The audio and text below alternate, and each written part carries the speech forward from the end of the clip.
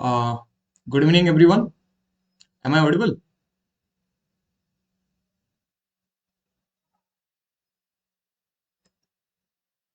Can someone confirm? Am I audible? Okay. Okay, we will discuss that. Okay. So, so good evening. So today is the 12th interaction session on design of steel structure. My name is Devashish Panda. I'm a doctoral student and Prime Minister Research Fellow at IIT Guwahati. So today is the 12th interaction session, but I will take another session on Friday. During that session, we will discuss the assignments of specifically 2019-20 or 2021, and if you have any doubt and queries regarding any of the topics, then that will be discussed during that session. Okay. So I think that link and session details will be shared by the NPTEL team. So let's quickly start today's session. Okay. So uh, today, what we will do basically, today we will learn two things. Actually, in combination, if we say we will learn how to design the column base. Column base. Okay. So there are two kind of column bases. Like if code available in the exam hall, no, the code will not be available in the exam hall, but all the details which will be required, their details will be provided. Okay. We will discuss that after the class. So basically, what I am saying that today we will learn how to design the column base. Okay, column base. Now we have two type of column base. One we call the slab base and one we call the gusset base.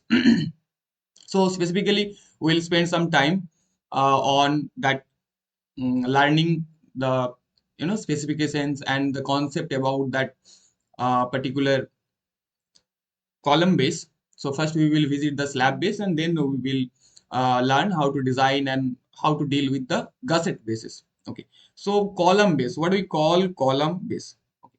Like all of you have seen that kind of uh, resting structures on which the column. So we have learned how to design the column, right? Specifically, uh, no, as a individual column, and as well as we have learned how to design a that build up column. Now the thing is, the main purpose of the column is to transfer the load from the structure to the foundation, right? This is the foundation, and the foundation, and subsequently the load will be distributed from the foundation to the soil. Okay.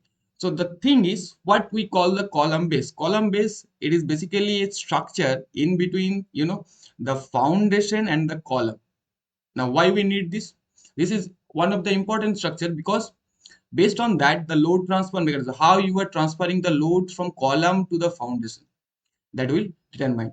More specifically, to ensure that punching failure will not occur, we will provide sufficient bearing area so that the bearing stress will be under permissible limits and all these things. So typically column base have certain elements, like obviously column base will have the column, the steel column we call them stanchion, right? Then one base plate, here you can see the column actually rests on that base plate. Okay. We need to design the base plate, we need to fix the size of the base plate so that the stresses which will occur due to that load or moment, maybe the column is carrying the moment along with the axial load, so we need to take care of these things. So first let try to understand the column basis. So basically the column base will consist, obviously, the column, one base plate. You can see here the base plate on which the column is resting, and the base plate is resting on the concrete foundation or foundation, any kind of foundation. Like it can be a pedestal, it can be a pile foundation or a well foundation, depending on the nature of the structure which you are designing. Okay. So what is the main function? So basically we have learned that it's an assembly in between the column and the foundation. For now, just try to visualize this part of the steel structure. Generally, uh, what happened, what I'm saying that what should be the purpose of this assembly? What is the purpose? I've already told you that the purpose is to transfer the load, whatever the load and moments coming to that column from the structure which these columns are supporting. Then we need to transfer the load from column to that foundation safely. The purpose of this plate is just to transfer the load from column to foundation. Now the foundation will do its job and will transfer the load from foundation to the ground or the earth. Okay, so generally what I told you that we have two kind of column bases. One we call the slab base and one we call the gusset base. So one by one we will visit that section. What are the specifications? What why we have categorized in two parts, like column bases. We know that it's an assembly which we need to provide under the column, which will transfer the load from column to the foundation safely. Now why we differentiate them, what are the components of them, and all these things we will learn. So first of all we will visit the section of slab base, okay, whom we call slab base, why in the slab base are provide, what are the components of the slab base, and all these things. So basically slab base, actually this column base have categorized based on the what was the main purpose of this, to transfer the load. So based on the nature of the load which this kind of plates or the structures will going to transfer. Okay, so obviously that base the slab base or the column base. So basically we will not tell that column base. Now we are come into that position that we can differentiate them. So slab base, whom we call the slab base. So what I told you that we have differentiated them with respect to the nature of the load which is coming to the column. So if the column, your column which for which you are going to design the base plate, if this column is subjected to very small amount of load, you need to transfer a small amount of load, and the load is generally axial in nature. In these cases, or for these cases, we will provide the slab base. Now for the slab base, it is assumed that the end of the column, so this is the column, say for example here we have used that I section as a column section. Now if we see the sectional view of the column, say for example I'm cut the column about this section, so what we will see that it's nothing but an I section. Now the thing is, when we will provide the slab base, so basically when it is assumed, or for this condition, when the end of the column, say for example this is the end of the column, the bearing, this portion will rest on the that base plate. So it is assumed that the end of the column is properly machined. That means complete bearing will occur. What do you mean by say bearing? Bearing and bearing stress and bearing, all these things. So bearing is nothing but or if we define the bearing stress, what is that? It is nothing but the stresses which are induced between the contact area, right? Contact area. Here it is the contact area. Say for example, this is block A, this is block B. Say for example block B, let block B make it a larger section. So this is your block B. So what will be the bearing stress or bearing action in between them? It is nothing but the applied load P upon the contact area. The contact area, this is important thing, P upon the contact area. Now so if say for example, if the end of the column is properly machined, that means properly labeled, that means we will have the complete contact area, that means we will have the complete bearing action. So if the complete bearing action is happening, or we can say if the end of the column is machined properly so that the bearing action can occur, then we will provide, for these cases we will provide the slab base. So two condition: one, the column is subjected to axial load, or we can say very small amount of load, generally axial load free from the moments. Then the end of the column is assumed, or it is or we have to make it the proper machining, or to get the proper bearing area, so that now you can understand what should be the load transfer mechanism of the slab base from column to that foundation. It's nothing but we are assuming that the load will be transferred by the bearing action. That's why this you know uh, assumption of that the if the end of the column is properly machined, that means the complete bearing thing is happening and the load will be transferred using the bearing action. Okay, so what we have learned about the slab bases, that they will, when we need to design them for a column which is subjected to a small amount of load, basically the axial load, and free from the moments, then we provide the slab base. Basically for the slab bases we need to ensure the you know proper bearing action. That means your column end need to be machined properly. That means the load will be transferred by the bearing action only. That means if we need to draw the load transfer mechanism, so bearing action will occur. Say for example, this is the base plate and P load is coming. So obviously one reaction force on the base plate from the concrete will come, because bearing will occur, there will be contact area. If one action force from column to that foundation is transferring, then obviously one reaction force will be there.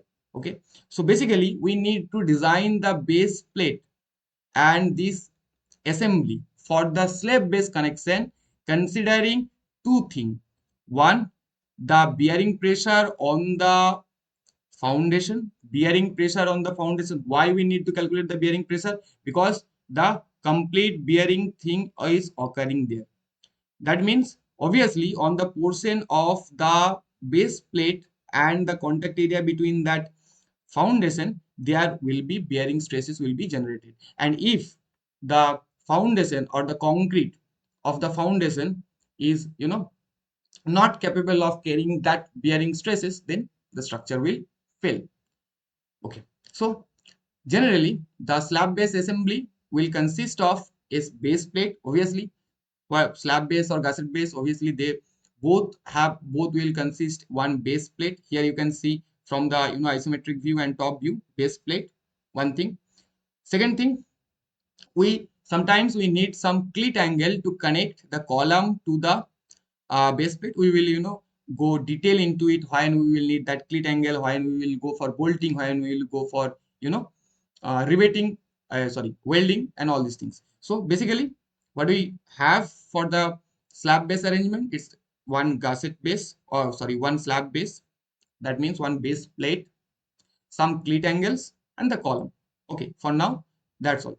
Now what is clit angle? We have learned how to design the clit angle. It's a small kind of angle section provide to uh, keep in position of members, or we can use the as a substitute of a or addition to the angle section to transfer high amount of loads. Okay, now the thing is what I told you, that we need to ensure one more thing.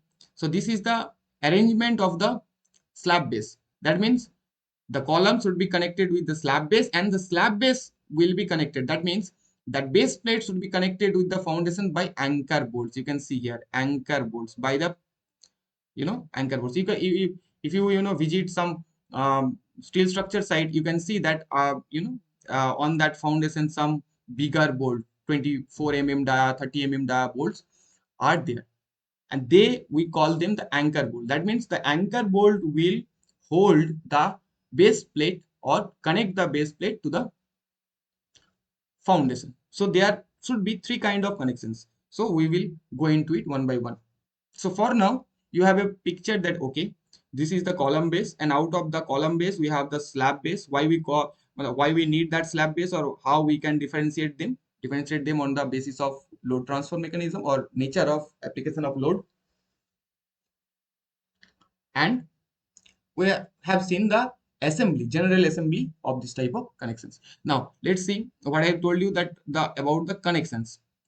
Now when we need to connect that base plate with the column by bolts, then what we need to do?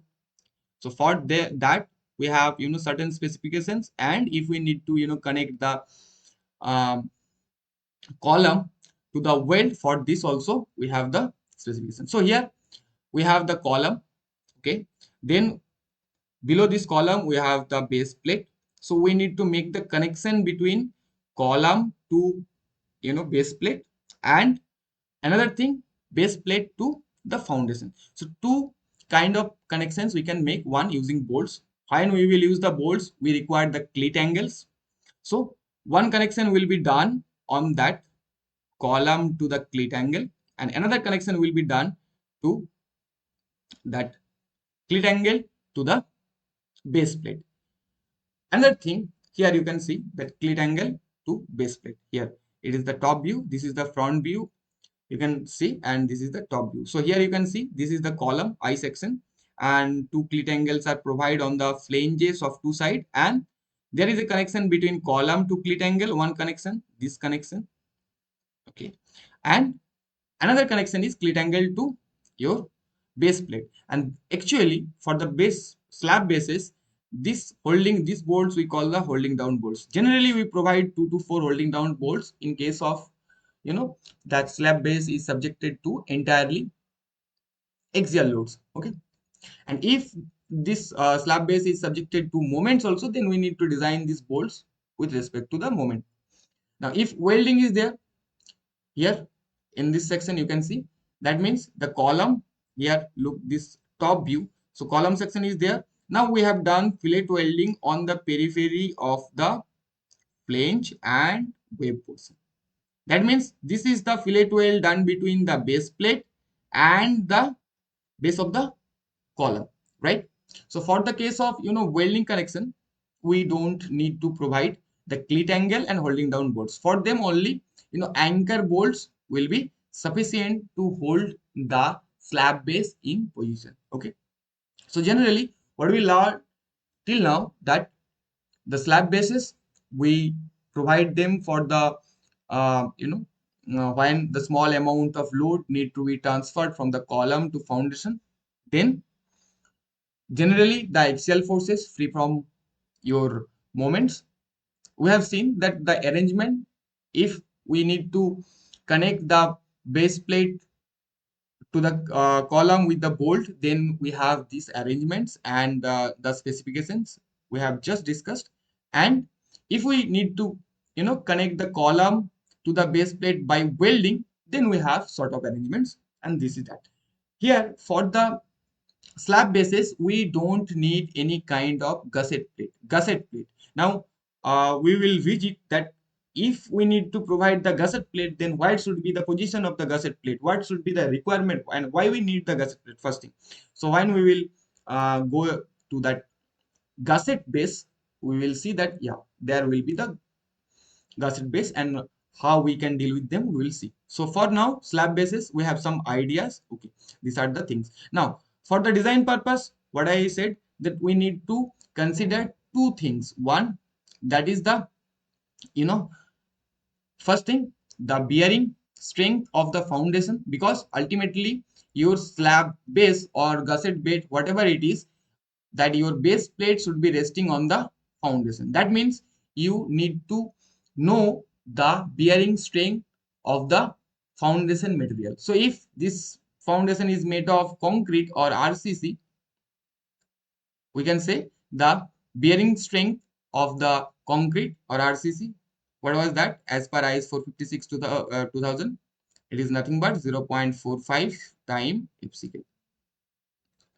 Now why we need to calculate that bearing strength? Because the contact area between the base plate and the foundation, there the bearing pressure will generate. Obviously the bearing pressure will generate. What is the bearing pressure or bearing stress? Nothing but the stress or the force upon contact area. So we have, first we have the load. We know the bearing capacity of the foundation material. We have a factored load PU. So what should be the required area of the base plate? It's nothing but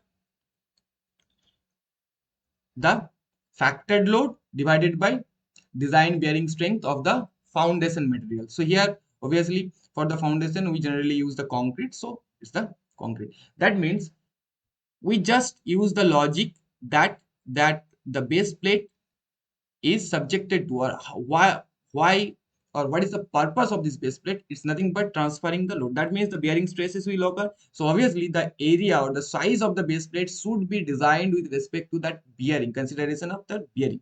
Okay, one more consideration should be there, that is the bending, because we see that the stresses from the concrete, or the, you know, that bearing stresses from the concrete will create bending in both the direction. We will see in a couple of minutes. So first of all, we need to calculate the required area, and we have calculated the required area on basis of the bearing strength, because for the slab basis we have assumed that the column end are machined properly and complete bearing will occur. That means the load will be transferred from column to base plate by the bearing action only. Okay, now, what should be the second step? This is the area. We need to know about the thicknesses and all these things. So, what should be the thickness? So, first thing, what I told you, that try to understand the load transfer mechanism of this plate. Then this thing will be very clear. So, the base plate is subjected to bending moment simultaneously about two axes. That means, now this is your base plate of, say, for example, length L and of width B. Okay. Now the base plate is resting on the concrete.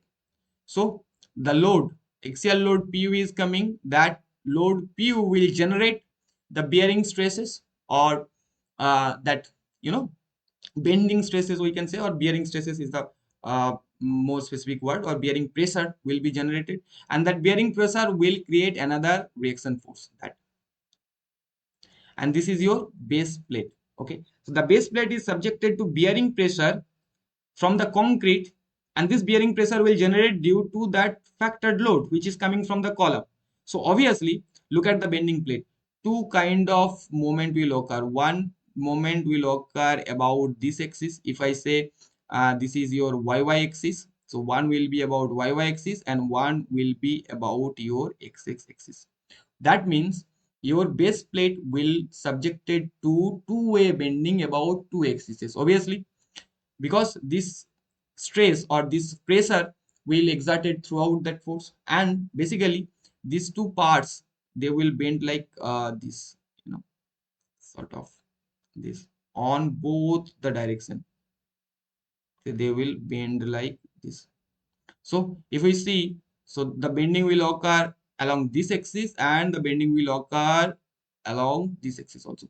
That means there is a correlation of the bending moment, right? There is a correlation of the bending moment about two axes. Now to counteract the correlation and you know, to incorporate it with the calculation of design, the thickness is calculated in such a way that the two-way bending is considered, or taken care safely. So here, to calculate the thickness of the slab base, clause 7.4.3.1, page number 74, gives you the formula. Now we can, you know, derive the formula also. We will go into that portion also. So what is given? The TS, that means the thickness of the base plate, the TS, should be equals to under root of 2.5 W A square minus 0.3 B square gamma m naught by Fy, and that should be more than equals to the thickness of the flange of the column. Okay, now what is that W? That is nothing but the uniform pressure which is exerted by the concrete due to the application of axial load. What is A and B? A and B is nothing but the overhang projection of the base plate behind the column, like A and B. So this is your column portion. If I draw a box portion out of this I column, so we can see that this is nothing but your column portion, right? And A or B are the projections which we are going to provide behind that column face. So basically, we can calculate the thickness of the base plate, or required thickness of the base plate, using this equation, and that thickness should be more than your thickness of the flange of the column. Now what I said, that we can, you know, derive this equation, like you can see from this slide. we have actually added this thing. So first thing, let's say we have a base plate, and it has two axes. One is xx and yy. So let's say I have considered 1 meter of strip along this axis and 1 meter of strip along this axis. So here that A and B are the projections of that base plate behind your column faces. So now think for this part, what will happen? This part will act nothing but a cantilever beam. Think this is nothing but a cantilever beam, inverted cantilever beam. The load is acting like this. So from below or from the bottom, you just try to think these two portions are nothing but you know or nothing but the nature beam, nature like cantilever beam, right? So what should be the bending moment along xx and along yy? So we can calculate for a portion or towards that section, ma will be nothing but w into a square by 2, so cantilever beam, and similarly mb will be equals to that. Now here, say for now, we need to understand which directional moment will be more. So let's say for our case, our a is greater than b. That means the length of a will be greater than b. So let's see, say m of this portion will depend upon the length, say w square by l or 2. So w l square by 2 or w b square by 2, here you can see. So if a and b, if we increase the length of a and b, obviously subsequent bending moment will increase. That means if a greater than b, then obviously our bending moment ma should be greater than your mb, right? Now here what I say, that here we have a two-way interaction formula. So we need to consider the Poisson ratio also, because two-way bending will create two-way elongations. So Poisson's ratio we need to consider. So what should be the net portion?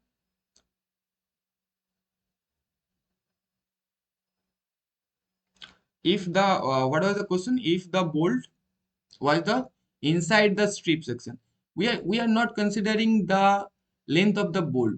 We are considering the length of the projection behind the column face. Length of the projection behind the column face. Now we will see that if we have gusset base, then we will have that gusset plate, angle, and bolts. All these things will be covered. Don't worry. Just have patience and wait. We will go into that also. If bolt are there, if weld are there, if gusset plate are there, if angle are there, all these things. But just what I am saying is try to understand. Now A and B are nothing but the projection portion. For now, just consider it the projection of the from the face of the column. From the face of the column we will have, okay, yeah, I will go into it, no problem. Nowadays this is provided, this kind of provided, but for these cases we need to provide, like depending on the nature. If the bolts are provided the inner edge, so you need to consider the center of this portion to the last of the edge, or sometimes we need to provide the edge. That means bolt head will be there, so edge to the end portion will be there. So basically for the purpose, it's nothing but the projection. That means how much portion will act like cantilever, this portion only. If you consider that design is safe, and no one can ask why you have considered that. Thing is, you need to consider, or you need to check how much portion is acting like a cantilever beam, because we are considering the cantilever action here to calculate the moment. That means your projection portion should be the overhang portions, and that will be act like cantilever. Now you can imagine. So look at your drawing and see how much portion is there which is acting as a cantilever. Go for that. Clear? Okay. So we will go into it when we will go for gusset base. Basically, for the case of gusset base, this kind of distances will create confusion. For the slab base, it's very easy. So we will go into it on gusset base. Okay. So m net, this is the net force acting you know for this. Now the thing is that m net force will be counterbalanced by the moment capacity, design moment capacity. And for the beam section or bending, for the bending and flexure cases, we have seen for a cantilever case, the bending, design bending strength, we can calculate using that formula 1.2 Fy JD by gamma m naught, this clause. And we have while designing that beam portion or the flexural member, we visited that portion, that for the cantilever beam we have need to calculate the design bending capacity, or our calculated design bending capacity. We need to check if the cantilever beam is there, then we need to check with that formula, and if simply supported beam is there, so the formula was 1.5 instead of 1.2.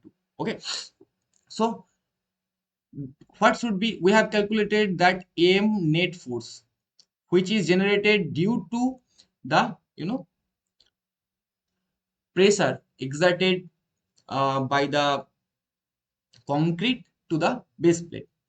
So we can calculate the value of MP, and if we equate that design bending moment to the applied bending moment, we can calculate the value of TS. The value of TS will come like here we have Z.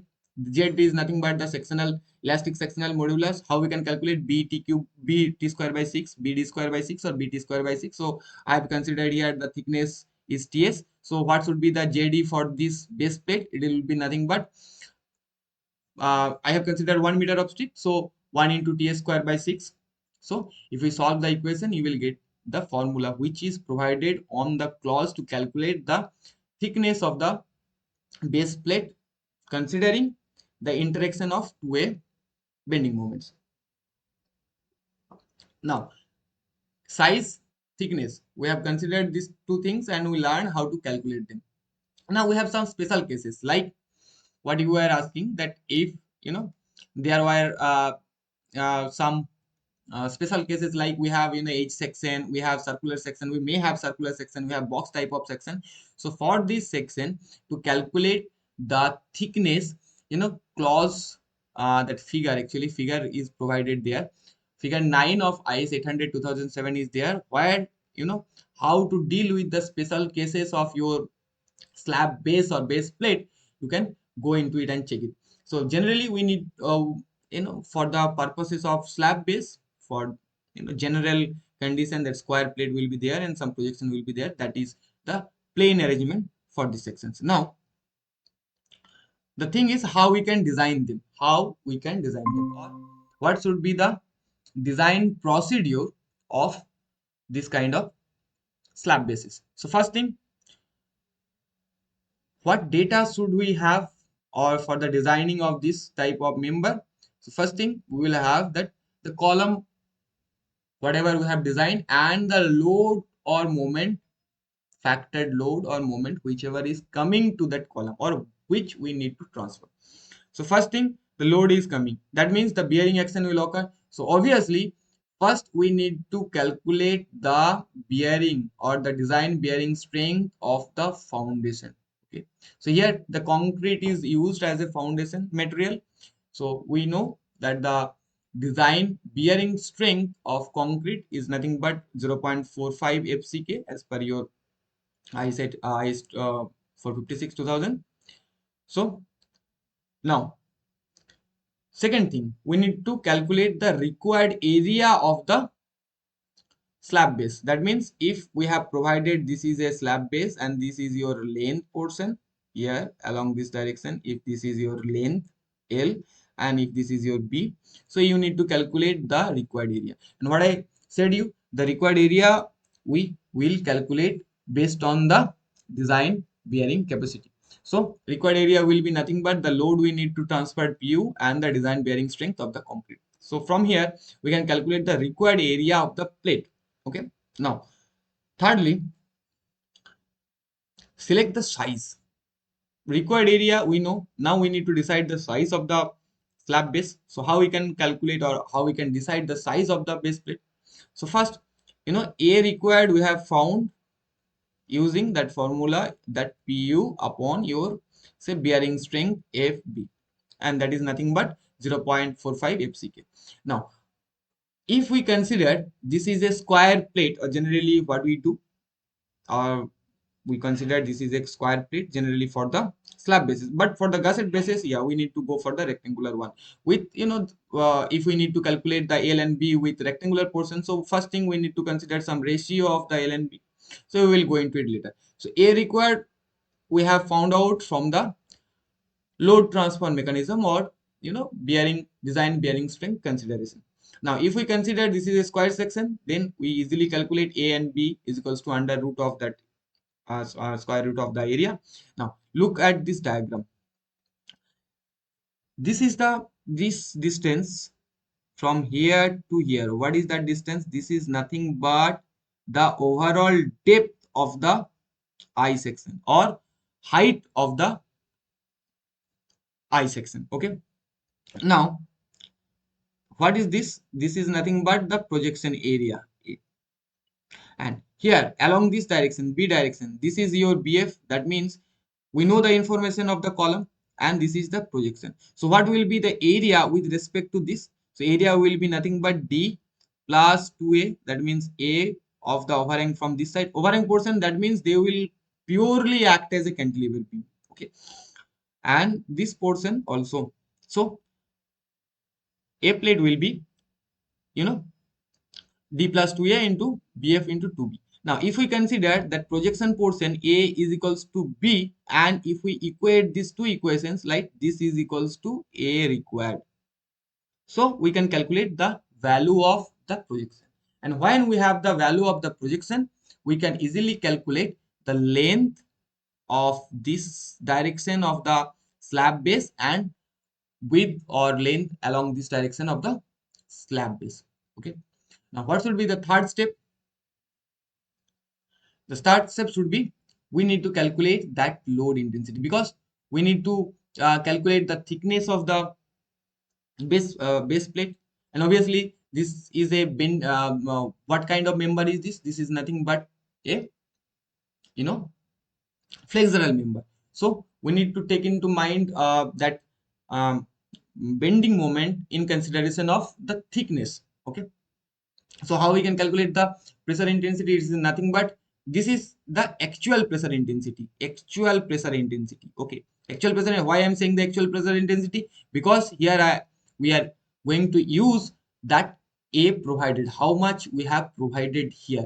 Not like, yeah, it's a tentative, like we need to provide like this. So first we need to decide the size of the plate. Then how much area I have provided, put there. Now in step 5, we need to calculate the thickness. So here we have seen that the thickness can be calculated using that formula, considering the two-way interaction bending, and we have also, you know, see the proof of this formula.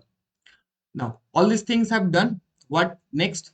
We need to make the connection of the base plate to the column and the connection of the base plate to the foundation. So we need to make these connections and also these connections. So if already we have discussed these things, if bolt is there, then we need to provide some clit angle, and we need to, this is for the bolted case. So we need to connect the clit angle to the that flange portion and the clit angle to the base portion. And if welding is there, then fillet weld is done on the periphery of the column portion. And when already we have discussed this thing, so when we provide that um, weld, we don't need to use the clit angles, because direct fillet weld we can use. But for the case of welding, this is also important that the that portion, that maximum that machining of that end should be considered or maintained. Now, so let's quickly solve one example so that the procedure of uh, doing or solving the or designing this slab base will clear. So here let's consider one example. So till now, do you have any doubt or confusion? You can ask me. Then we will proceed.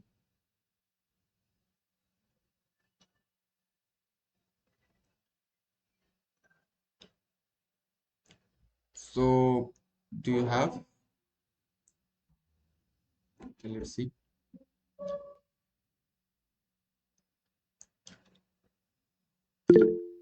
Okay. So, okay, at the end we will how to do design. Okay, we will do the design. Yeah, how to do design. So we have seen the design step. Now we will see the one design example so that we can design the slab base. So let's quickly go and solve there.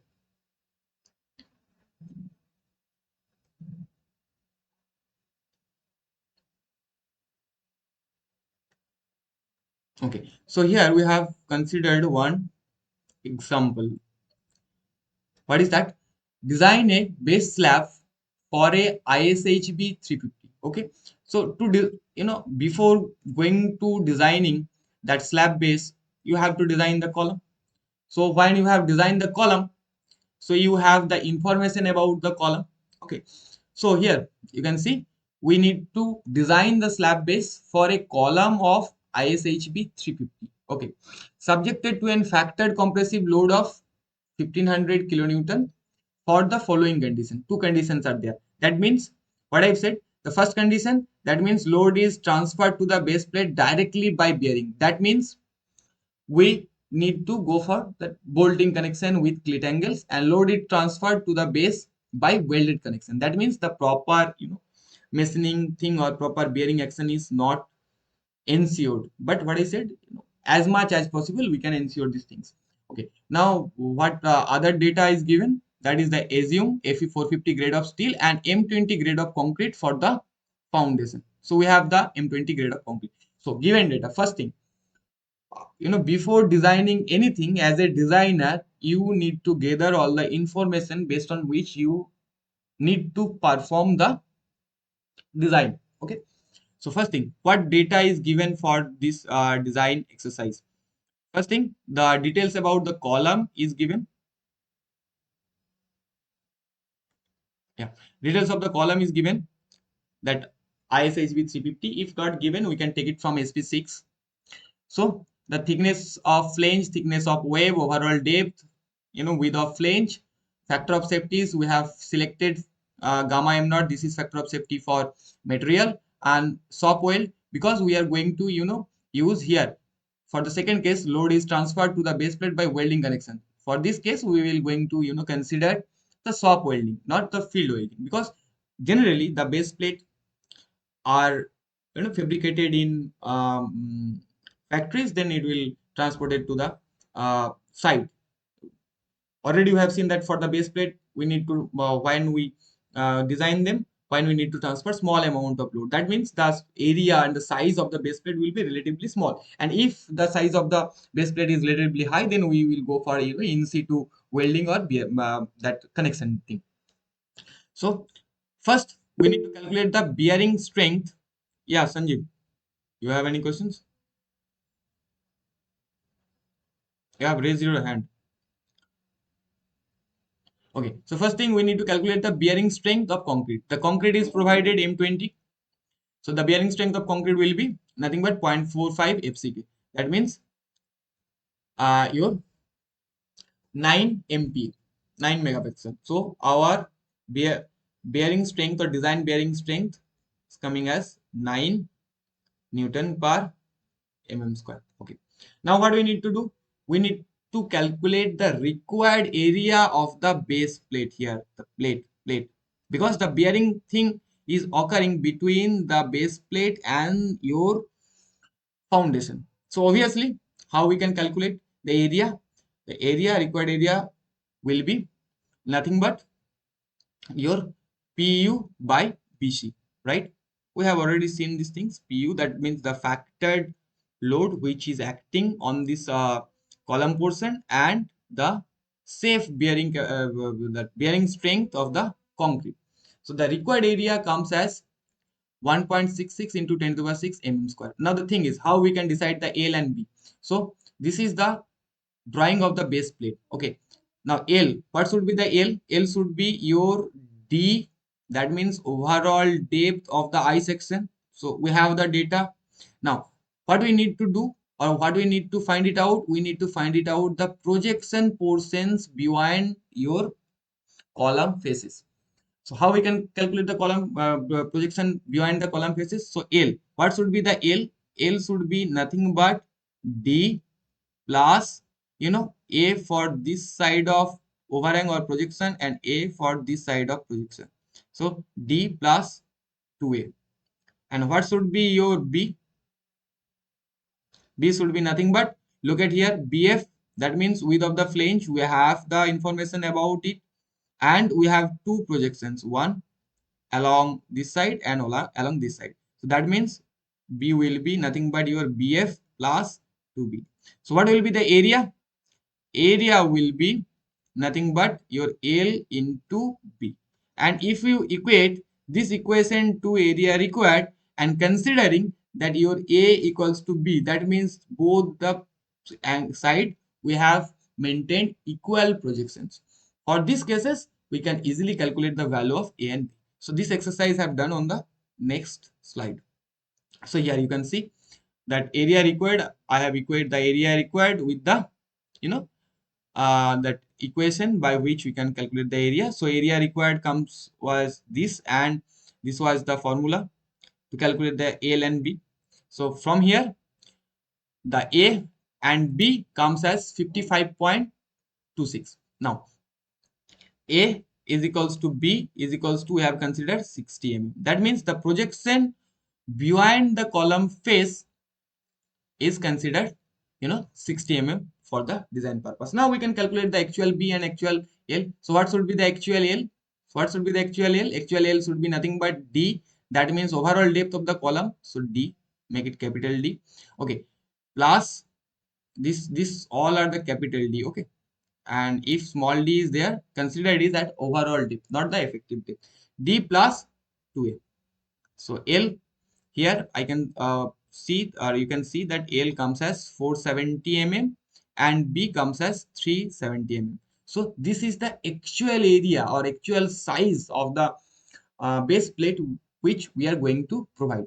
Now what we need to calculate? We need to calculate the pressure intensity which is generated due to the application of factored load, and we have selected the area.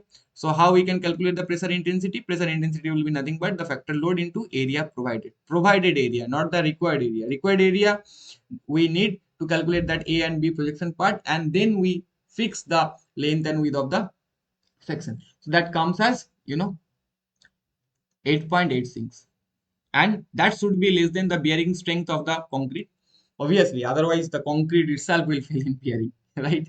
So and if this phenomena is occurring that your W is more than your safe bearing capacity of the concrete, then you need to, what you need to do, you need to increase the grade of concrete, because the bearing capacity of the concrete will depend on the grade of the concrete. Okay. Now what should be the next step? We need to calculate the thickness. So in step 2, we will going to calculate the thickness of the base plate. So how we can calculate the thickness of the base plate? So we have seen the equation from clause 7.4.3.1, and we have also seen the proof of this subsequent proof. So what should be the TS? That TS, and this TS is calculated considering the correlation between the two principal axis bending moments. So TS, now you have the value of W, that is nothing but the pressure intensity. In the previous step we have calculated the value of A, we have calculated the value of B, and all these things. Fy, for Fe 410 plate, the Fy will be 250 MPa. So if we calculate this, that comes as 15.45 millimeter. So let's provide 16 mm. Now one check was there when we were learning how to calculate or how to fix the thickness of the slab base. So we have seen that the thickness of the slab base should be more than the thickness of the column for which we are designing the slab base. So yes, our case, that means 16 mm is more than your, what was that TF value for this I section? That was, I think, 11.6. That means, okay, the thickness which we are providing for the slab base, okay, that will sustain the load and that passes the checks. So now we can provide the size of the base plate, or we can fix the size of the base plate. Say we are providing the base plate at 470 because the length comes as 470, width comes as 370, and thickness comes as 60 mm. So till now what we have done, we just fix the size of the base plate here, this base plate.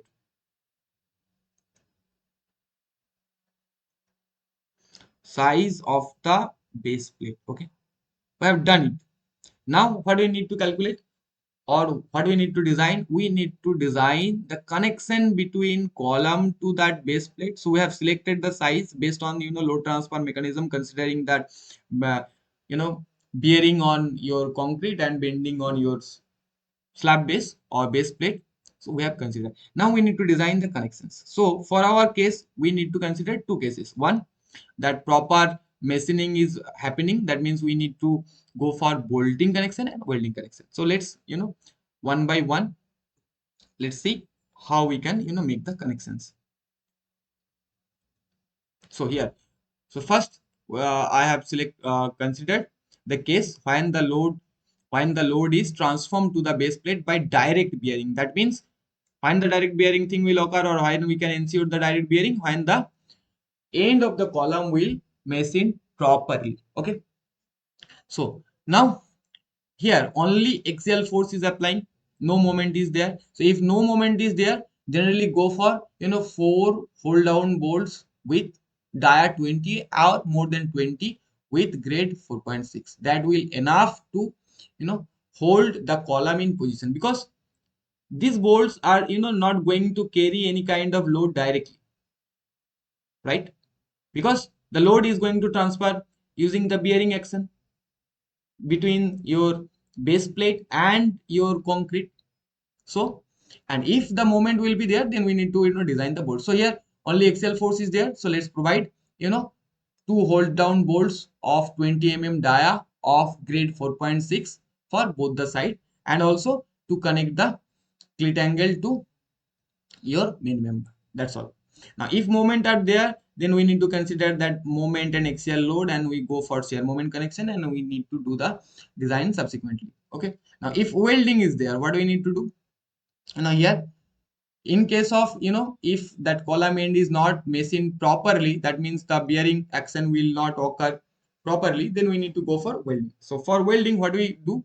So first we need to understand how much length is available for welding.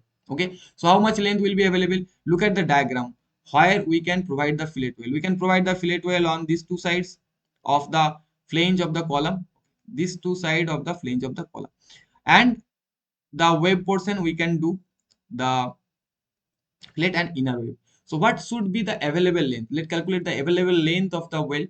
So what should be that? 250 into 2 for the outer periphery of the column, like for these portions and these portions, right? 250 into 2. Now what we need to do? Again, for the inner faces, let's calculate the length for the inner faces. So this 250 minus the thickness of the web, and the thickness of the web was 10.1. So 250 minus 10.1. Now to y2 for these two sides. Okay, so this part is also done.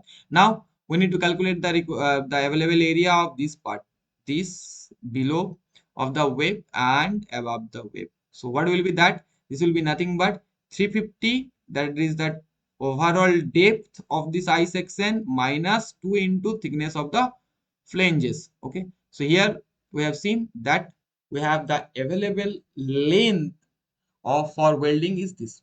Now we need to select a suitable size of the weld, and provide the weld subsequently. So let's provide that 8 size of the weld. Why I am providing 8 size of the weld? Because the plate size is in between 10 to 20 Now effective length, uh, that available length, we provided this. Now this is the available length. If we need to calculate the strength and what should be the effective length for this, what should be the effective length, or recall this weld portion, what should be the effective length of the weld? It is nothing but the available length minus the end returns, right? End returns, you have remembered, or can you recall these portions? And the end returns are provide. Why we need to provide the end returns? To ensure the good termination, and to resist that some sort of praying force and I will be there if generated there. So these portions, we need to provide end return of 2s for each, where you are discontinuing this welding. So each side we need to provide that 2s amount of end return. So what should be, how many end return do we need to provide here? Look at here, one end return here, one end return here, two. So 2 and 2 4, 4 multiplied by 2, that means 8. Another here 1 9, here 1 10, 11 and 12. So we have effective length is equals to available length minus 12 into end return, 12 into 2s. For each in end return we need to provide the 2 into size of the well.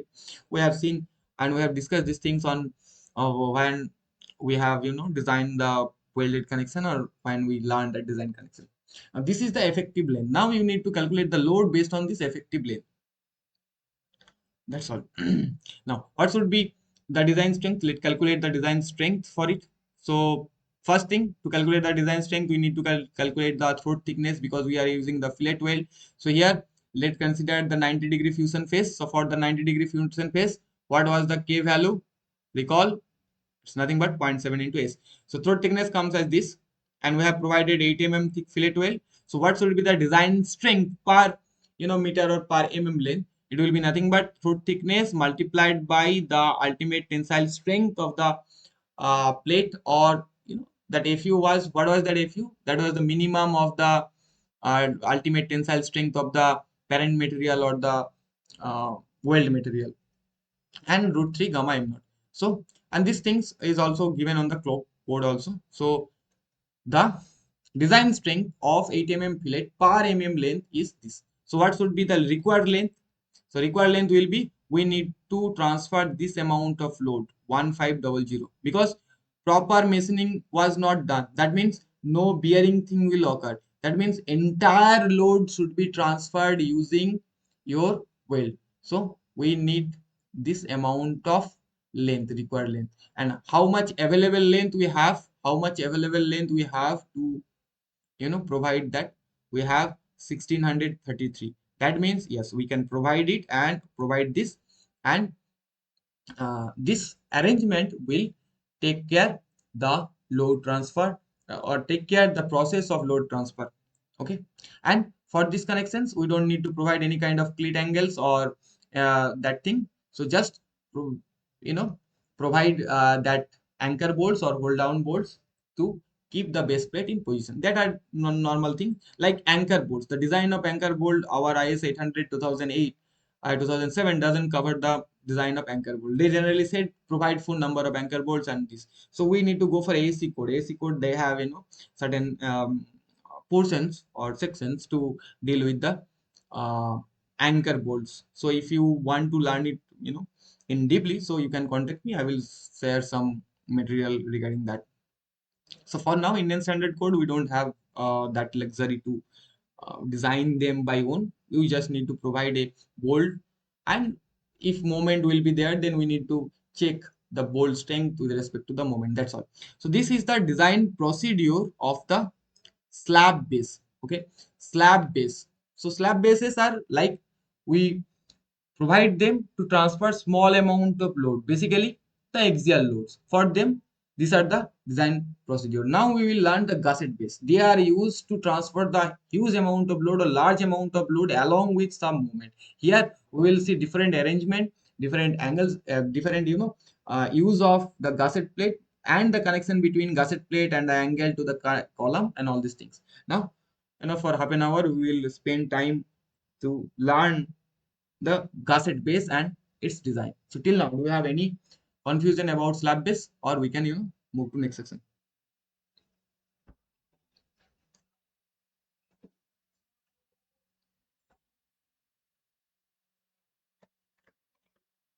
Actually, when you have the exam, final exam,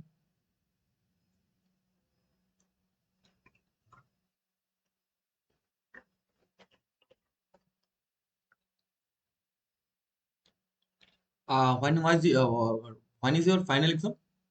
On okay, October 29th.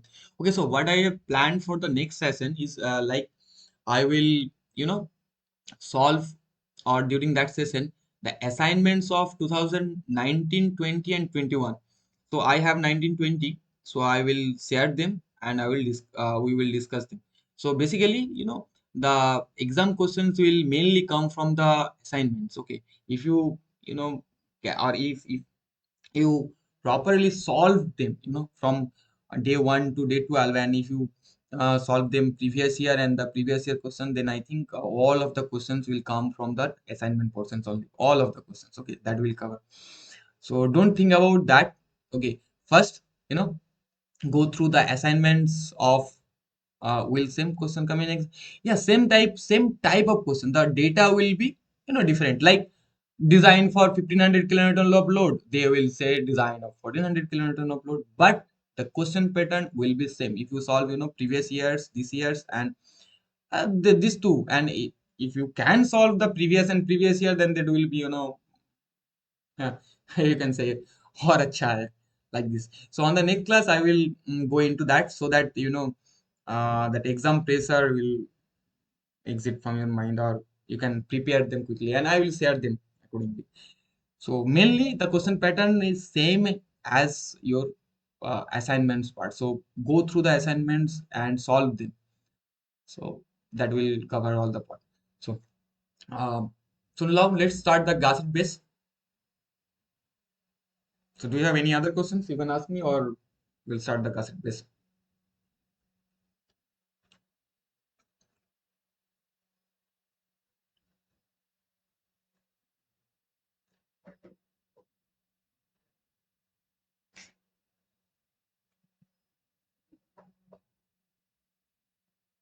Okay.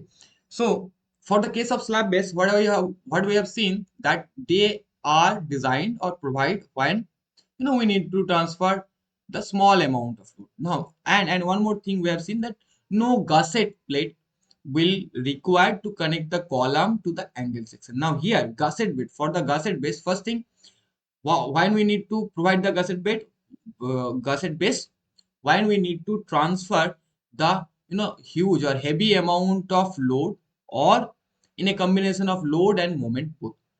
So for this case, gusset plate should be provided. Now why we provide the gusset plate? It's nothing but to increase the bearing area. It's sort of the column base, the design of column base, or the concept of design of column base, revolve around the load transfer mechanism by direct bearing. If you can, ensure the proper bearing, then obviously most of the load will be transferred from direct bearing. Okay. So in gusset base arrangement, what we have extra, like in slab base, we have the base plate, we have the column and the angle connecting them. But here we have two gusset plate on both the side of the flange, adjacent to the rest of the arrangement. You can see this is the isometric view. From the top view, you can see it, that this is your column first. Then column flange is connected by a gusset. This is your gusset, like this gusset. Here you can see, or we will see more pictures like this gusset. And then this gusset will connect by a clit angle, and this clit angle is connected to the gusset plate. So here, from the next slide, we will see.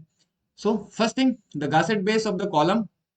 Here the column is connected to the base by gusset plate, right? Here you can see the two gusset will be there, this gusset and there in this side this gusset. Okay.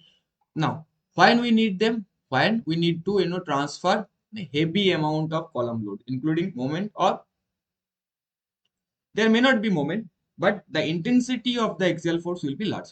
Now, for the case of this kind of gusset base, we generally consider that a partial fraction of load will be transferred through bearing.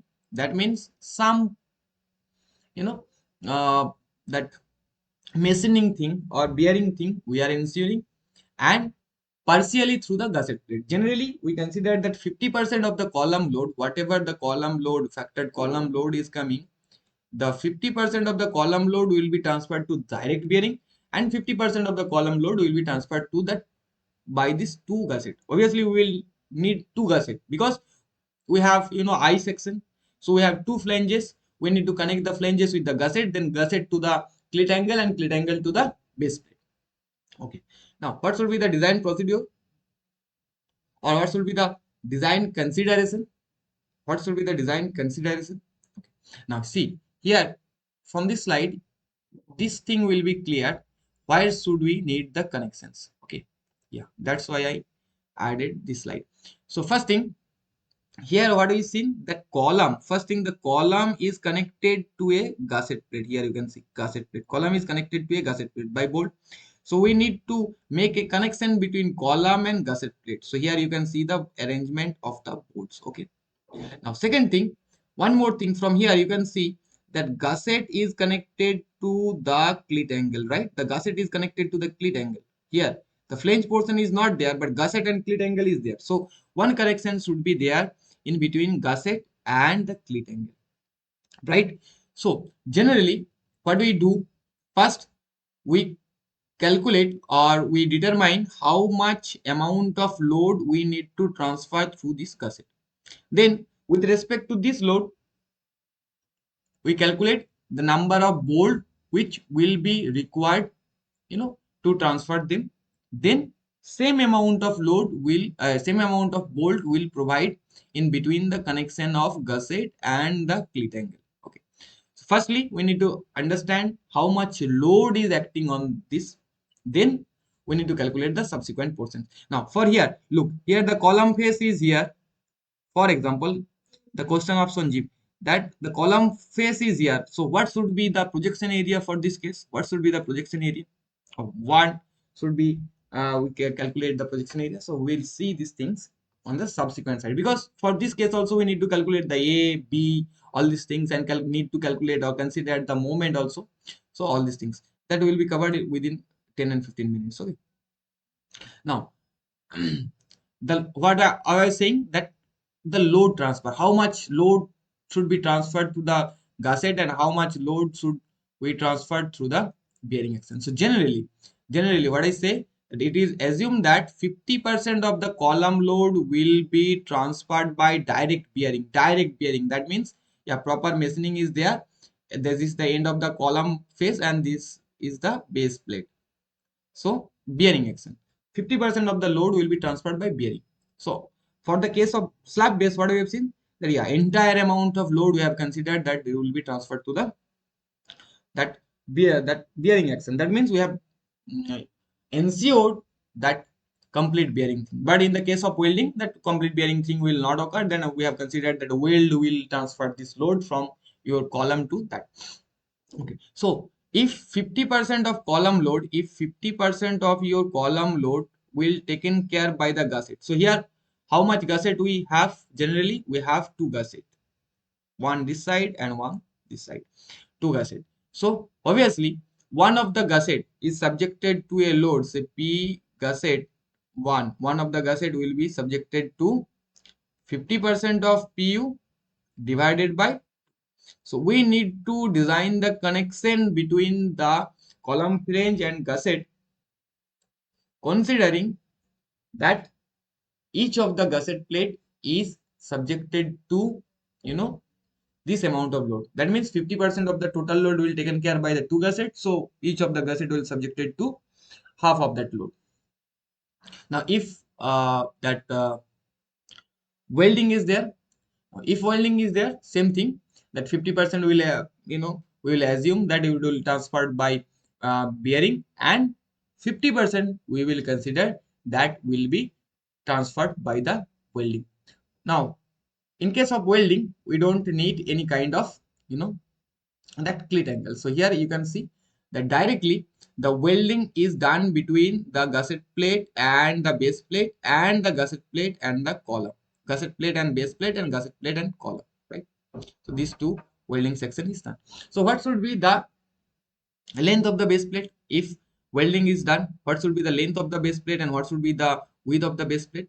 It will be nothing but the same thing, D plus the projection of these two things. Now the thing is, when bolt will be there, what should be the projection? This thing we will cover in design of gusset plate. So to design them, what should be the steps? What should be the possible steps? If we need to design them, like here just I have shown you the length. Now when we will solve that problem, there I have included how to calculate that projection portions, how to calculate the thickness if gusset is there.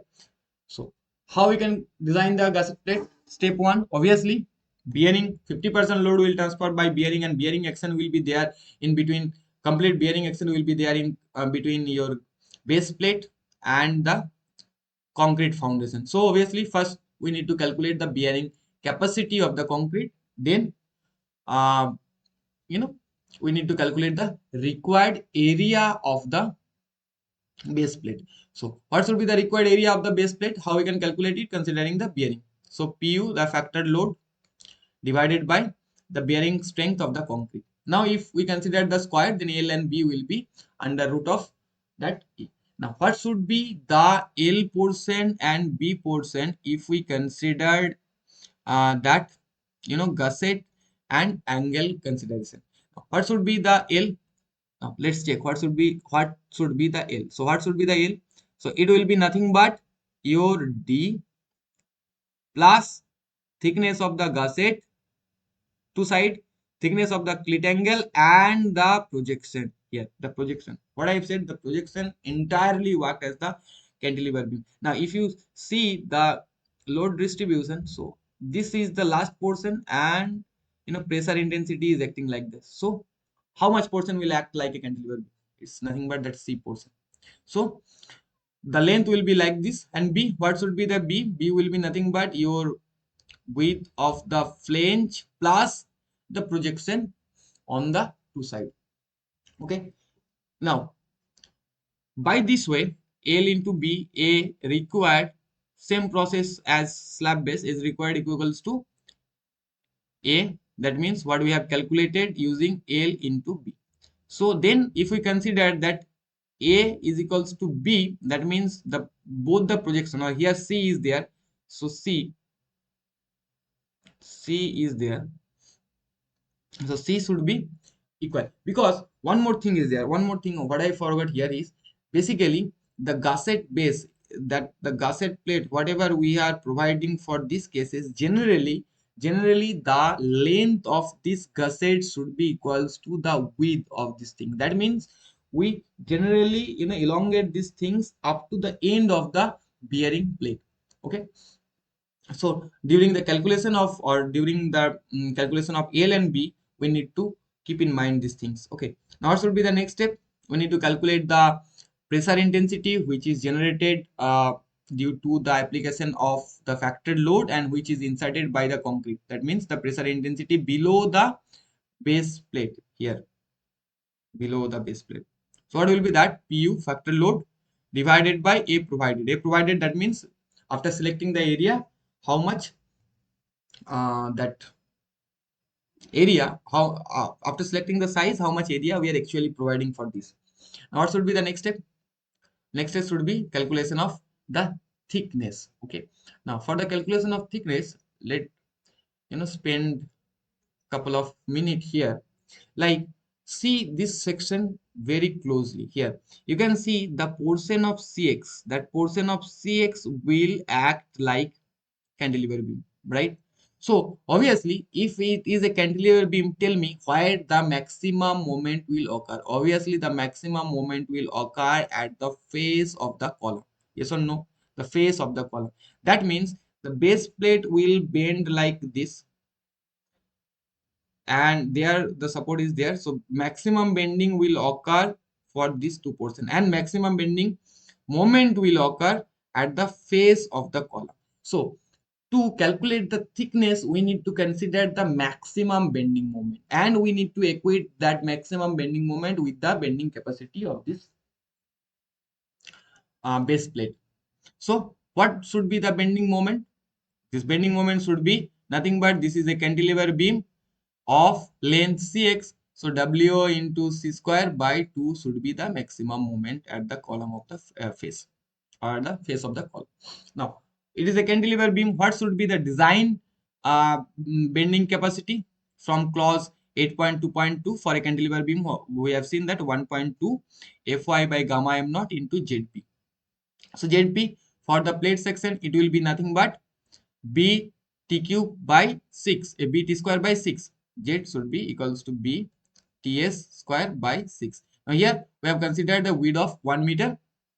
So from this we can calculate that the TS, the thickness, total thickness, actually TS1, that is the thickness, combined thickness of the gusset and the combined thickness of the gusset and column. that TS combined thickness, okay, should be equals to C under root of 2.75 W by Fy combined thickness.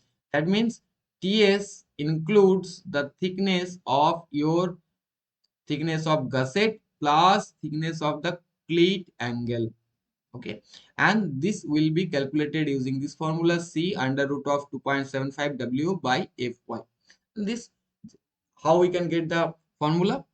It's nothing but we have considered the bending. That means the maximum bending moment, we equated the maximum bending moment with the design bending capacity of the that plate.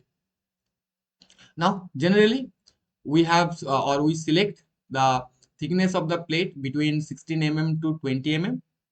Maybe it can go beyond 20 mm depending on the intensity of load, but generally for our case 16 to 20 mm thickness of gusset plate is generally selected. Now next we need to do the connections, right? The connections, we have two kind of connections here. One is a connection between the column and the gusset, the column and the gusset, this connection, column and the gusset. Throughout this connection you can see, and one more connection, this is the gusset and the angle section, gusset and the angle section. So first thing, what I have said, that first I need to calculate, or we need to calculate how much amount of load we need to transfer through this gusset. So generally we consider that 50% of the load will be transferred through the gusset, and we have two gusset. So each of the gusset will subjected to load of pu by 4. So pu by 4, so our load P gusset of each gusset is nothing but your PU by 4. Now consider some diameter of bolt, say 16 mm diameter of bolt and grade 4.6. Now calculate the shear capacity of that bolt, bearing capacity of that bolt, and out of them you should calculate the VB, that means the capacity of a single bolt. Now if we divided the PG divided by capacity of bolt, then we can calculate the number of bolts required on each side. So that number of bolt we need to provide for the connection of gusset to column. Now same amount of bolt we will provide for the connection of gusset to the angle. So when we will see or solve one example, then this thing will be clear. Now what should be the size of the gusset plate? Size of the base plate we have selected and all this thing. What should be the size of the gusset plate? Size of the gusset plate, the length, actually what I said, that length of the gusset plate is selected as that the length of the base plate generally, okay, and the thickness of the gusset plate is generally provided 16 to 20 mm. So these are the general design procedure for the gusset plate. Now let's solve one example so that this thing will get more clear, how we have calculated the size, how we have designed the connections, and how we have arranged the connection. So let's quickly solve one example so that this concept will get clear. Okay, so here one example I have added. So the example says a column ISHB 350, one second.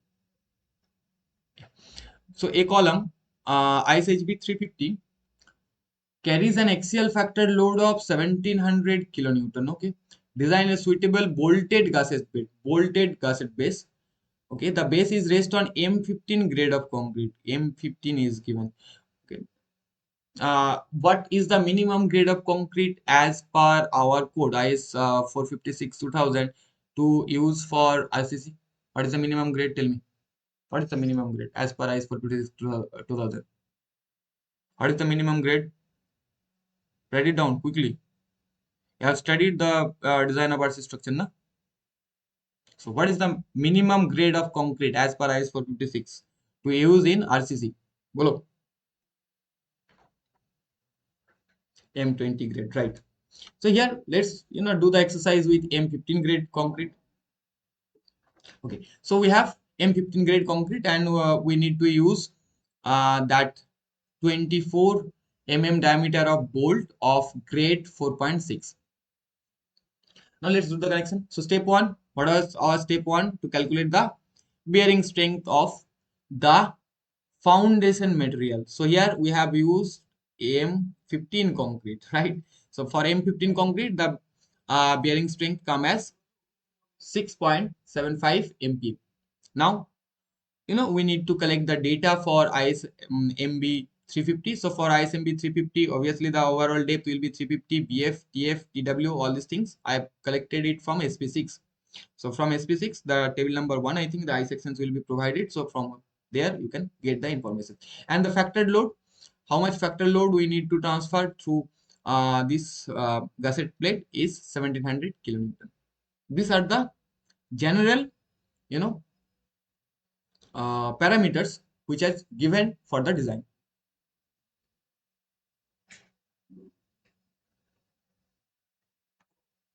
Now, in next step, what we need to do? We need to calculate the required area. How we can calculate the required area? So it's nothing but we need to calculate the required area based on the that bearing consideration. So it's nothing but PU by FB. Like, you have designed the foundation. So for the design of foundation, when we have calculated the area of the foundation, we need to calculate what we need to calculate. How we can calculate the area of the foundation? It's nothing but bolo P by safe bearing capacity of soil, and this P is the not factored load. This is the service load, because why, while calculating the area of the foundation, I'm talking about the foundation of RCC, not this foundation. So for that, this is not the ultimate bearing capacity. The safe bearing capacity of soil is provided. That's why to calculate the initial area, we need to consider that service load, not the factory load for the RCC case. So here, for our case, it is nothing but we need to consider factored load, because here the plate is there, not soil. So for the plate, we need the precise information and parameter for them. So we need 251.85 into 10 cube mm square of area. Okay. So now we need to calculate the size of the plate. Now, how much B should we provide and how much L should we provide? So before going there, we need two information. One is thickness of the gusset plate, which we are going to provide, and one more thing, the information about the cleat angles. So here the cleat angle arrangement is also provided, like 150 into 115 into 15 mm. The 15 mm is thickness, it's angle section like this. So, and TG, I have considered that, okay, for the initial calculation, let go with that thickness of the gusset plate as 16 mm. Now, what should be the B value and what should be the L value? B, what should be the B value? B value should be overall depth of the column. That means from here to here, like, plus thickness of the gusset plate for two sides. So 2 into thickness of the gusset plate plus thickness of the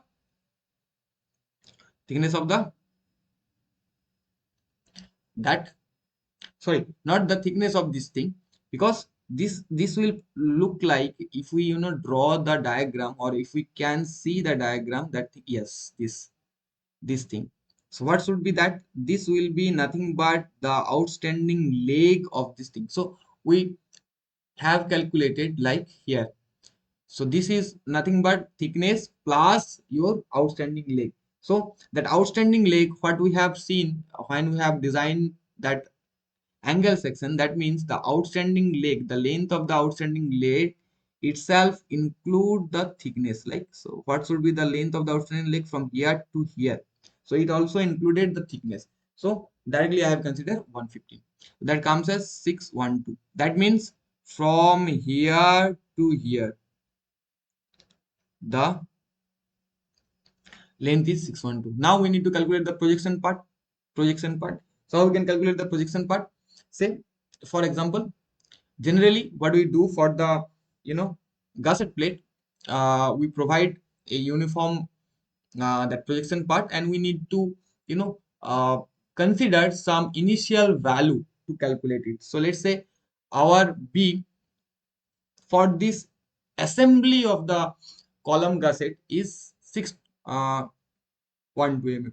So let's provide, B is equals to 620 mm. Now, what should be the behind length? Length, this small amount of length, how much length will be left for these two sides?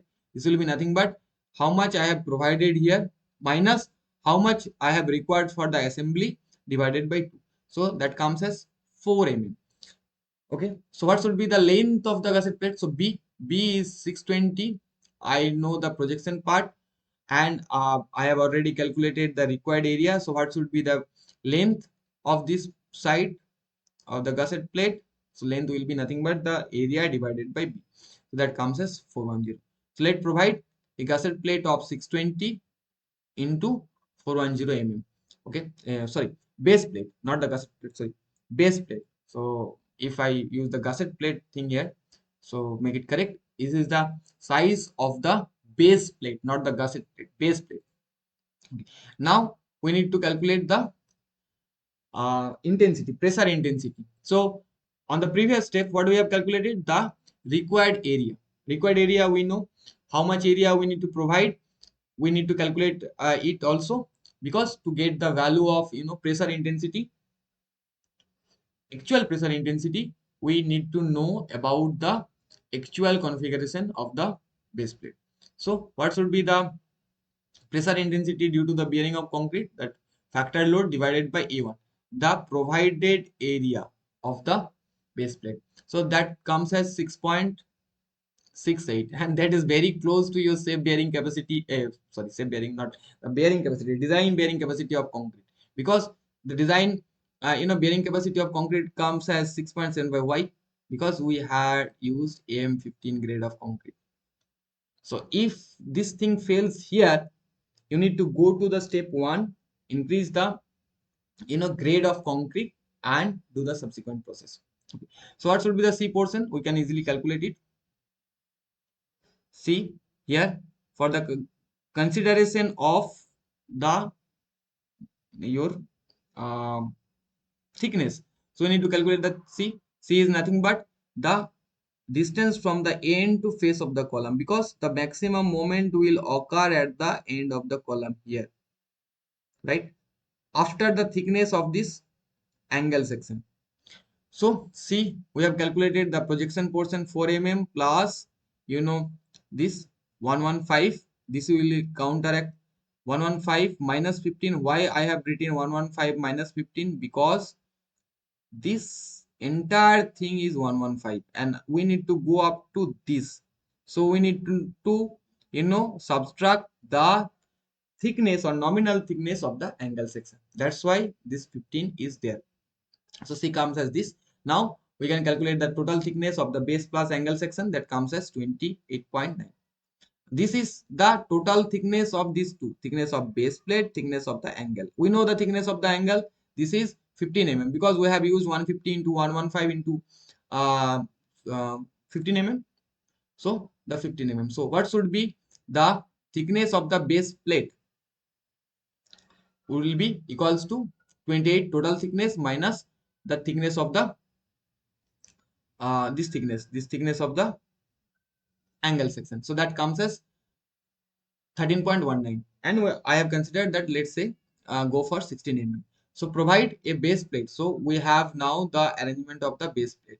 So let's say provide the base plate of length 620 multiplied by 410 and with a thickness of 16 mm. So we have done the sizing of the, or select and fix the size of the base plate. Now we need to design the connections, right? The most important thing for this part. So connections, for the connections, already in the questions it is given that you need to consider the diameter of bolt as 24 mm and 4.6 grade of bolt. So first thing here, we need to connect, or we need to make the connection between column to the gusset, then gusset to the angle. So first thing, we need to calculate the shear capacity and bearing capacity. First, let's calculate the design shear capacity in single shear. So the single shear, the design shear capacity for M20 M24 bolt bolt of grade 4.6, that comes as 65. Now bearing capacity, we need to consider the minimum pitch and minimum age. So we have, or we did this kind of exercise a lot of times, so we can easily calculate it. So the strength of bolt or strength of single bolt comes as 65.21. That means now and onward, you know for calculating the number of bolts, to calculate the arrangements, we need to consider the strength of bolt as 65.1 kilonewton. Now let's see about the arrangements. So first thing, we need to first calculate the amount of load which we need to transfer through the gusset. So what I said at the beginning, that we generally assume that 50% of the load or 50% of the column load will be considered, that will be transferred by the gusset. So we have two gusset, that means 50% of load further divided by 2, and that comes as pu by 4. So each of the gusset plate, that means the gusset plate here and the gusset plate on that side, like from this diagram you can see the gusset plate here and the gusset plate here. So each of the gusset plate will subjected to this amount of load. One bolt can carry 65.1 kilonewton of load. So how many bolt we need to transfer that much of load safely from column to your base plate? That means 6.51. So let's say, let's provide 8 number of bolts, okay, on each side. So 8 number of bolt, 4 in each row. So here I have provided. Now same amount of bolt I have provided for the connection between your angle section to gusset. So here, so this is all about the design of the gusset plate. Now if we look at the arrangement here, one more thing left, that we need to calculate the length and height of the gusset plate. So we made the arrangement. Now the thing is, the length and the height of the gusset plate will be governed by which parameter? Tell me. Now you can tell me that the length and height of the gusset plate. Tell me, the length and height of the gusset plate will be governed by which parameter? Which parameter? The number of bolt required. Because within that gusset, we need to accommodate the bolt of the angle to the gusset and gusset to the flange. So that will entirely influenced by the length. Length will be further influenced by the number of bolts. So what should be the length of the plate? Obviously, what I said earlier, that if this is the base plate and the column portion, if the column portion is there, so generally the length of the gusset plate will be equals to the width. Generally we provide end to end like this. So if we know this b or length of this base plate, we can calculate the length. So the base plate b was 410 mm. So obviously the length of the gusset plate should be 410 mm. Now what should be the height of the gusset plate? The height of the gusset plate will be entirely governed by the number of the bolt which we need to provide. So we need to provide 4 number of bolt in each row, and we have considered that 60 mm of pitch and 39 mm of edge while calculating the bearing capacity. So here 150, that is nothing but this up to this portion, 150 plus, for this portion we need to consider the length requirement. So here the pitch distance is 60 mm, end distances are 39 mm. So 150 plus this distance, and this distance will be nothing but the pitch distance 60 mm.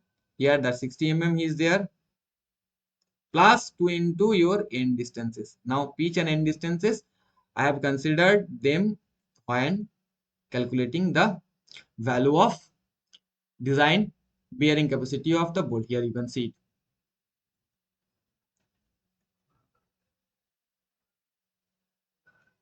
Here pitch is considered as 60 mm and the edge and end distance is considered as 39 mm. So now we have decided the size of the gusset plate. That means the length should be equals to the width of the base plate and the height should be 288 mm. So let's provide a gusset plate of 410 288 into 16 mm on each side of the column with 8 number of bolt connecting the column to the gusset plate and another 8 number of bolt which connect the gusset plate to the angle section on each side. Okay, so that's all about the design procedure. Now for this lecture I haven't uh, considered the moment, but if the moment is there, then first due to that moment and the load you need to calculate that W here. How we calculated that W, considering that PU by area. So for this case you need to consider the moment also. Okay, that's all.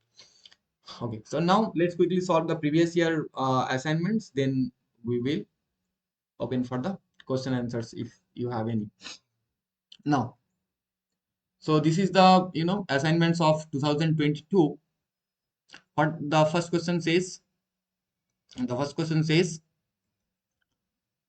in gusset base, the bending moment M at critical section for unit width of plate is calculated as this part is nothing but if this is C, this will act as cantilever beam. And for the cantilever beam, the maximum bending moment will occur at the face of the column and the value of maximum bending moment is W into C square by 2. So obviously option D will be the right answer. Now let's move to next question. In design of bolted gusset beds, what will be the minimum thickness of gusset plate that can be taken? Actually 16 mm. The thickness we generally consider from 16 mm to 20 mm. So minimum thickness should be considered as 16 mm. Now, slab base are mostly suitable and economic for we have already discussed why, and how the slab bases are designed. So obviously these are designed for low axial load on column. So see, now the thickness of base plate is determined from you have seen now how we have calculated the thickness equation. It's the based on entirely bending because the base plate will subjected to bending, biaxial bending from both the sides due to that exertion of the load intensity or pressure intensity from the column. That means if we draw the cross section of the base plate, this is the cross section of the base plate column, and this is nothing but the intensity of load which is exerted by the concrete portion, and this W is generated due to the application of the load PU from the column. So we have seen this thing just few minutes before. So that will, if this kind of load is there, so obviously bending will occur within the base plate. So obviously if bending is there, we need to consider the flexure as a consideration of the thickness. So obviously flexural strength of the plate or design bending strength of the plate. Now let's say move to next question. What is that? Okay, so we have just solved this kind of problem also. What this says, a slab base, a slab base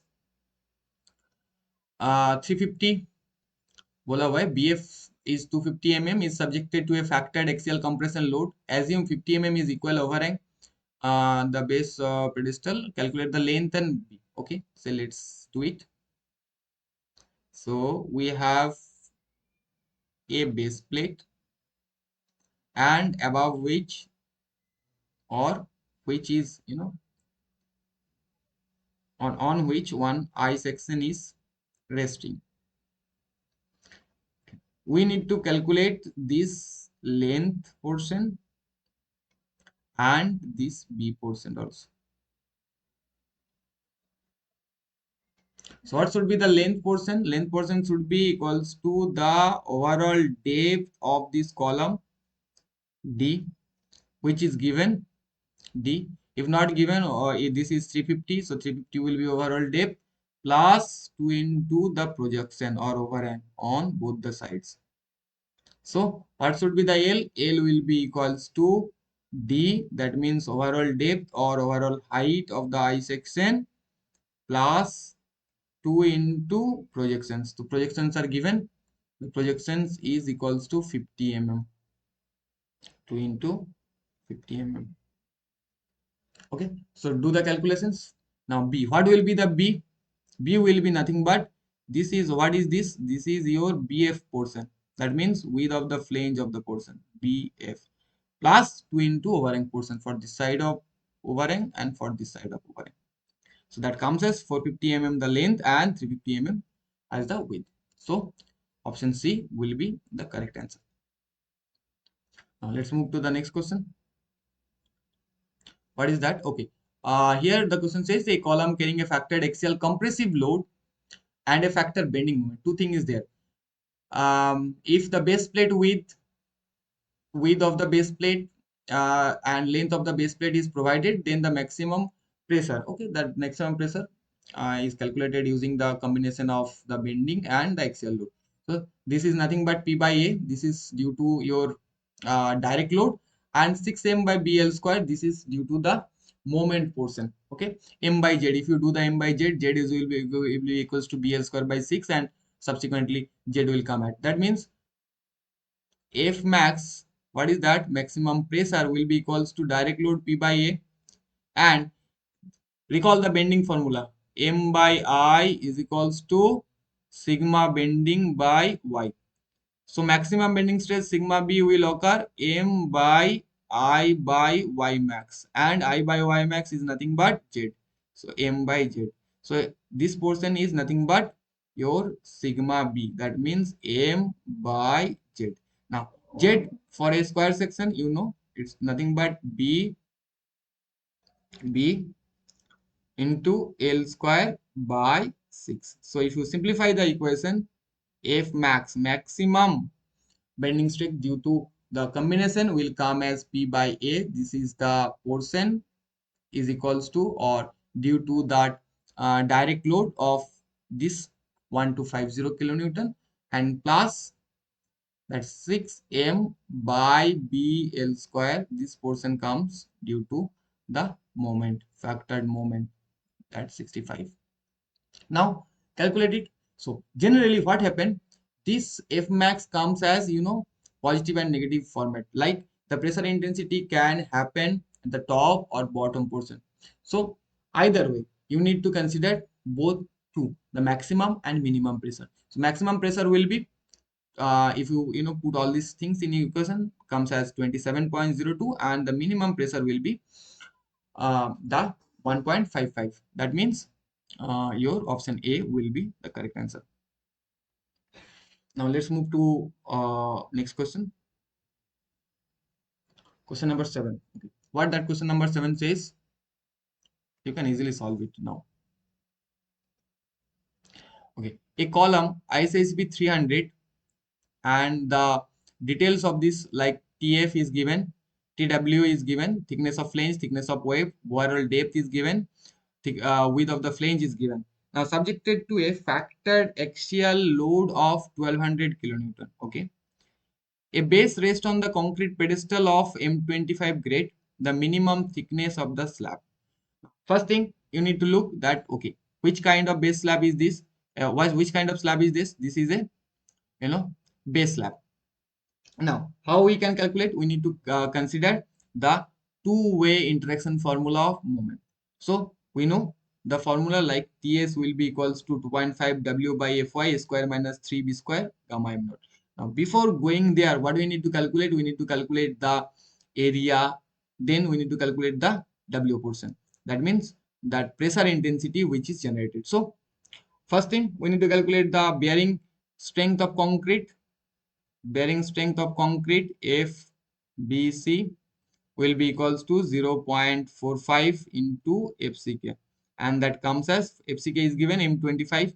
For M25 the FCK will be 25 ampere, so FCK will be equals to, and this part will be equals to 11.52. Now what will be the required area of the base slab? A will be equals to nothing but A will be equals to nothing but the factor load PU which is acting on that divided by your FBC. That means the bearing capacity of the concrete of the base material. So that comes as this. Now what should be the length of this thing? So the length of this thing will be the overall depth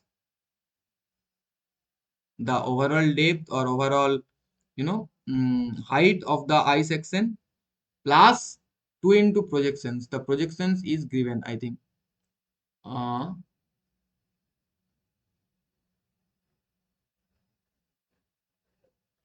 BF, TF, M25 concrete. Okay. The projections are not provided. So, yeah, the projections are provided in the drawing itself. 50 mm and 50 mm itself. Okay. Obviously, the projection is provided. So, L will be the L. This means this is the base plate here to here. So, what should be the L? L should be nothing but your depth plus 2 into projection. 2 into 50 is given. Now, what should be the width B of this plate? B will be equals to nothing but your BF portion, that means width of the flange of the column plus 2 into projections. So L and B comes as 400 and 350. Why we need that L and B? Because we need to know the A provided. And A provided will be equals to L into B. Now we can calculate the pressure intensity. Pressure intensity will be equals to pressure intensity W equals to nothing but your factored load divided by actual area which are provided. So this is below your design bending strength of concrete, a bearing strength, design bearing strength of concrete, bearing strength. Okay. So okay, that also satisfy the criteria. Now the thickness, so we can use the formula directly. 2.5 W by Fy square minus 3B square gamma m. Now for the exam purpose, look, this formula you need to remember.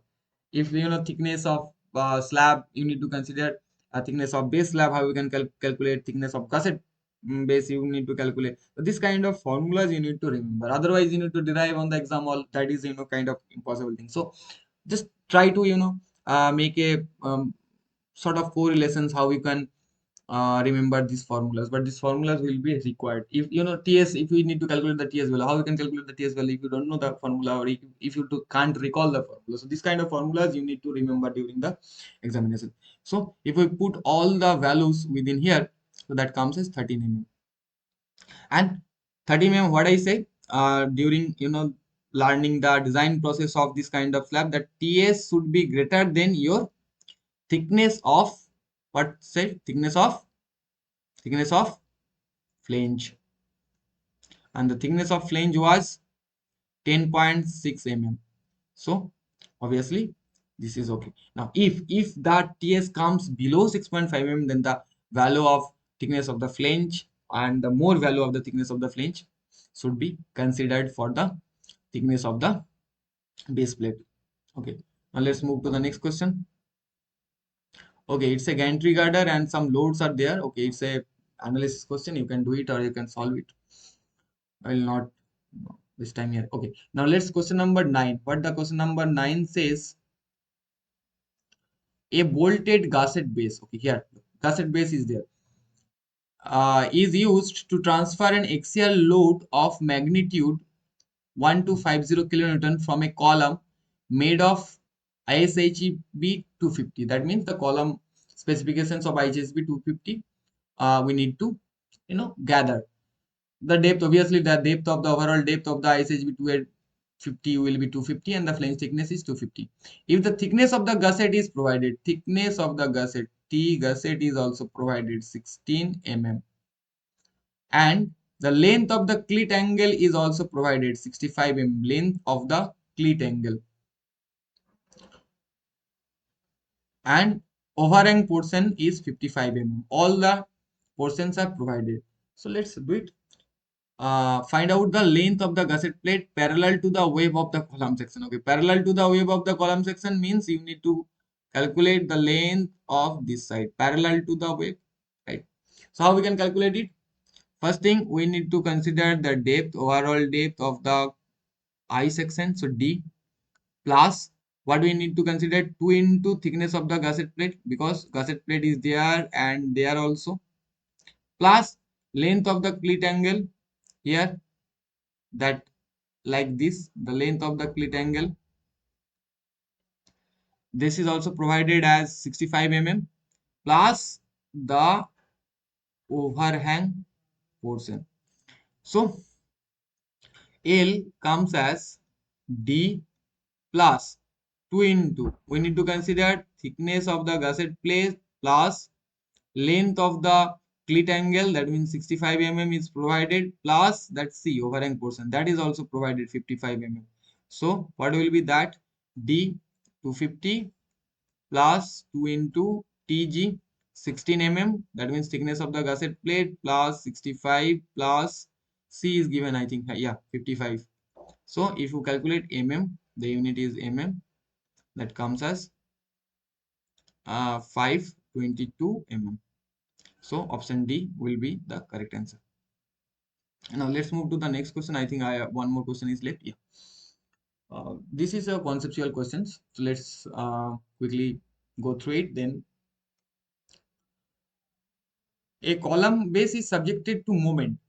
Okay. If intensity of the bearing pressure due to axial load is equal to the stress to the moment, then the bearing pressure between the base and the concrete is. Actually that is zero at one end and compressive at the other end, because if we see the distribution due to axial load, direct stress will generate, direct stress due to axial load, direct stress will generate, that means P by A, and due to moment whatever generated plus minus that uh, M by Z, M by Z portion will be generated. Now the thing is, the value generally, the value zero at one end and compressive at another end. That means if we draw the bending profile, so you can see the stresses distribution. So that portion I have not covered during this thing, but this is conceptual, like one portion will be in complete compression and other portion will be zero, or if we see from the bottom, the reverse thing will happen. Okay, so that's all for now. If you have any questions, you can ask me. Yeah. So, do you have any questions or queries? You can ask me, or else you can end the sessions here, and we will meet on the next lesson. So, for the next session, what I have said, I have planned that I will show and discuss previous year, like 2019 and 2020 assignments. So, I think Friday 10 a.m. to 11 a.m. I have a interaction session with you where I will discuss the assignments of previous year assignments, like 2000. During this entire session I have discussed the assignments of 2022. Now, like 2019 and 2020 I'll discuss, and for the exam I will, I think, the same pattern which is used for the assignments will be there. Okay, so if you have any questions, you can ask me.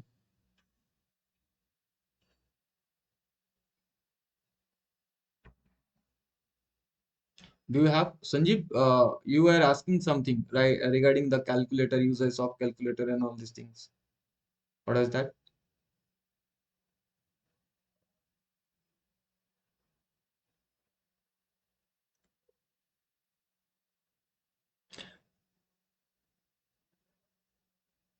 Okay, then, yeah, if you don't have any kind of questions, then let's end the session here. Yeah, Sanjeev, tell me. Do I, unmute you, or you just write the query in the chat box? I will, or let's say unmute you. One second.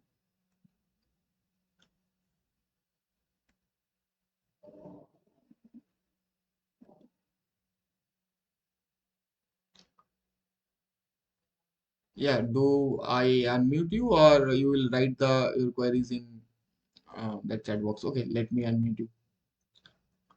Okay, now you can turn on your microphone and you can speak with me directly.